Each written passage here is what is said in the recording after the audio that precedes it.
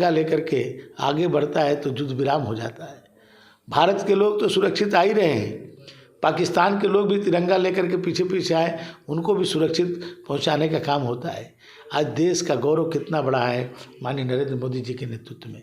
तो इसलिए समाज के हर वर्ग के लोग, हर पार्टी के लोग ये चाहते हैं कि मोदी जी मजबूत हों, उनको ताकत बढ़े, जो पूरे दुनिया में भारत को विश्व गुरु बनाने के लिए जो उन्होंने काम कर रहे हैं। आज हर एक गरीब के लिए जो रोटी, कपड़ा और मकान, अन्नप्राशन से लेकर के बिटिया की शादी तक सब कुछ चिंता सरकार कर रही है। ऐसी सरकार कहाँ मिलने वाली है।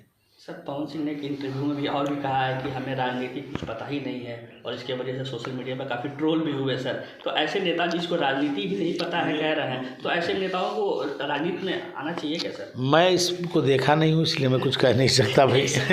ले रहे सर, एक भोजपुरी कलाकार आपके पवन सिंह आपके काफ़ी करीबी भी रहे, आपके मित्र भी हैं, और आज उन्होंने आसनसोल सीट से चुनाव लड़ने से इनकार कर दिया है। कैसे देखते हैं इस पार्टी के फैसले को? उन्होंने इनकार किया, क्या ये पार्टी हित के लिए सही है क्या?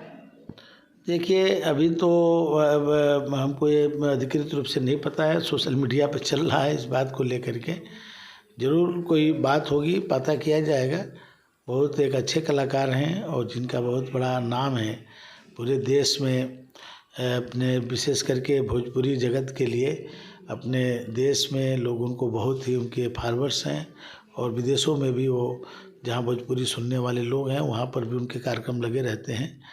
तो ये अभी सोशल मीडिया के द्वारा माध्यम से पता चला है। अभी देखिए क्या इसमें हकीकत है। सर, जिस तरह से बीजेपी की लिस्ट जारी हुई है उसके बाद अखिलेश यादव का बयान है कि बीजेपी अपनी पहली हार मान चुकी है, पहली ही लिस्ट में पहली हार मान चुकी है। देखिए, अखिलेश जी ऐसे ही कहते हैं। 2022 के चुनाव में भी ऐसे कहते थे कि 400 सीट हम पाएंगे, 3 सीट में सभी विपक्ष को देते थे।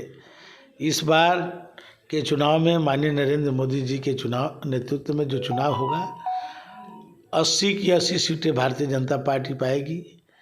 देश की आज़ादी के बाद सबसे लंबे समय तक सत्ता संभालने वाली कांग्रेस, उसके सर्वोच्च नेता सोनिया जी, जिनके परिवार की 3 पीढ़ी रायबरेली में प्रतिनिधित्व किया, चाहे वो पंडित जवाहरलाल नेहरू जी हों, इंदिरा जी हों, चाहे सोनिया जी नेतृत्व कर रही थी।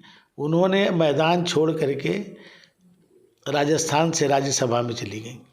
पिछले बार के चुनाव में 2019 के चुनाव में राहुल गांधी जी अमेठी के साथ साथ केरल से जाकर के चुनाव लड़े और यहाँ से जो है पराजित हुए। चुनाव से पहले ही ये जो सपा और कांग्रेस मैदान से बाहर हो गई है। आज सपा के बड़े बड़े नेता मोदी जी के नीतियों में भरोसा करके भारतीय जनता पार्टी को शामिल हो रहे हैं। वो अपने गढ़ को नहीं बचा पा रहे हैं, और इस बार की शुरुआत रायबरेली और मैनपुरी से होगी और 80 की 80 सीटें भारतीय जनता पार्टी मानते हैं कि प्रधानमंत्री के डर की वजह से सोनिया गांधी ने अपनी सीट छोड़ दिया है। देखिए, माननीय नरेंद्र मोदी जी की अभी तक लोगों ने लहर देखा है। आप लगातार 14 से देखिए, 14 में, 17 में, 19 में, 22 में लगातार 4 चुनाव एक से बढ़कर के एक जो है सफलता प्राप्त करती रही भारतीय जनता पार्टी। इस बार तो मोदी जी की सुनामी बहेगी और सुनामी में यूपी की 80 की 80 सीटें हम जीतेंगे। सर, बाबूलाल सुप्रियो ने जो ट्वीट भी किया है कि जिस तरह से पवन सिंह ने चुनाव लड़ने से इनकार कर दिया बंगाल आसनसोल से, तो कहीं ना कहीं बंगाल की जनता और बंगाल की जो महिलाएं हैं, बंगाल के जो लोग हैं, उनको बीजेपी ने अपमानित किया है। देखिए, क्या उनसे बातचीत नहीं हुई थी क्या? बाबुल सुप्रियो को भी संसद पहुँचाने का काम भारतीय जनता पार्टी ने किया। तो एक बाबुल सुप्रियो को जब संसद में भेज सकती है तो भारतीय जनता पार्टी को इस तरह का भाषा का प्रयोग आज बाबुल सुप्रियो कर रहे हैं। वो उनको सांसद किसने बनाया था, मंत्री किसने बनाया था? तो भारतीय जनता पार्टी की लहर आप बंगाल में भी देखेंगे, वहाँ पर भी भाजपा ही दिखेगी, कमल के फूल ही दिखेगा। सर, उनसे क्या बातचीत नहीं हुई थी क्या सर? पवन सिंह से आसनसोल सीट को लेकर? देखिए, ये राष्ट्रीय नेतृत्व तय करता है और अभी इस पर हम कुछ नहीं कर सकते, क्योंकि जो सोशल मीडिया के माध्यम से बात हो रही है, जब एक तक और सही बयान- बात न जानो तो हम इसमें क्या बोल सकते। एक बयान और भी सामने आ रहा है सर, सोशल मीडिया पे ही आ रहा है, मीडिया में भी खबरें चल रही हैं कि कहीं ना कहीं मायावती को कांग्रेस जो है वो प्रोजेक्ट कर सकती है एज ए पीएम। कल कुछ कांग्रेस के नेताओं ने भी मायावती से बात किया है, वीडियो कॉन्फ्रेंसिंग से बात हुई है। तो क्या अगर मायावती को एज ए पीएम कैंडिडेट घोषित करते हैं तो क्या देश की राजनीति में किसी तरह का कोई बहुत बड़ा बदलाव देखने को मिलेगा? कोई बदलाव नहीं, ये लोग सब एक्सपेरिमेंट करके देख चुके हैं। सपा बसपा एक दूसरे के जानी दुश्मन हैं, पूर्व और पश्चिम हैं, एक होकर के चुनाव लड़े, मोदी जी की लहर को नहीं रोक पाए। कांग्रेस भी साथ रहे तभी नहीं रोक पाए, कम्युनिस्ट भी साथ रहे तभी नहीं रोक पाए।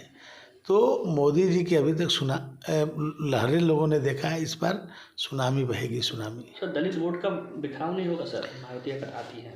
देखिए, कोई नहीं, सब राष्ट्र के नाम पर, भारत के स्वाभिमान के नाम पर, मोदी जी के काम के नाम पर। मोदी जी ने अमीर गरीब नहीं देखा, जाति नहीं देखी, जो समाज के सबसे वंचित पिछड़े लोग हैं उनके लिए काम किया।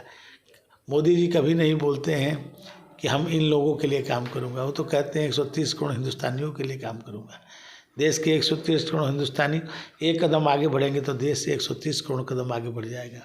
उन्होंने कभी जाति, मजहब, क्षेत्र के आधार पर कोई न बयान दिया न काम किया। अच्छा, आज पटना में जन विश्वास रैली में राहुल, तेजस्वी, अखिलेश एक मंच एक साथ दिखे हैं, क्या करेंगे? देखिए, मैं तो कह रहा हूँ कोई फर्क नहीं पड़ता। आज उनके सहयोगी उनका साथ छोड़ छोड़ के जा रहे हैं। उत्तर प्रदेश में आप देखिए, आरएलडी उनकी साथ छोड़ दी। आपके भारतीय समाज पार्टी ओम प्रकाश राजभर जी ने साथ छोड़ दिया।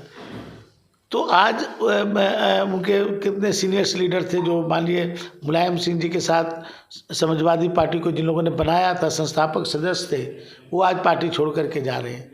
ये लोग अपना कुनबा नहीं बचा पा रहे हैं, ये देश क्या बचाएंगे? सर सपा के कई नेताओं को आपने सर आपके पर्सनल वजह से आज बीजेपी आपने ज्वाइन भी कराया, अभय सिंह भी थे उसमें शामिल। कुछ और भी सपा के या कोई और दल के नेता जो है आपके संपर्क में जो बीजेपी में आना चाह रहे हैं, देखिए, जिसे आप अगले चुनाव तक ले आएंगे उन्हें? देखिए, आज बहुत सारे लोग हैं जो मोदी जी के नीतियों में भरोसा करके मोदी जी को मजबूत करने के लिए, क्योंकि लोगों में भरोसा है कि मोदी जी ने जिस तरह से देश को मान सम्मान और स्वाभिमान को बढ़ाया है, आज पूरा दुनिया में भारत की एक अलग तस्वीर बन रही है।